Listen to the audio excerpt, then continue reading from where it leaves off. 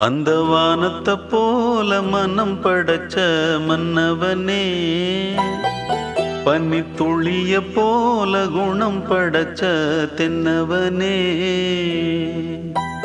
மஞ்சளிலே ஒரு நூலெடுத்து விண்ணுக்கும் மண்ணுக்கும் சம்பந்தம் உண்டுன்னு சொன்னது யாரு? அது மன்னவன் பேரு. அந்த வானத்தை போல மனம் படைச்ச மன்னவனே, பனி துளிய போல குணம் படைச்ச தென்னவனே.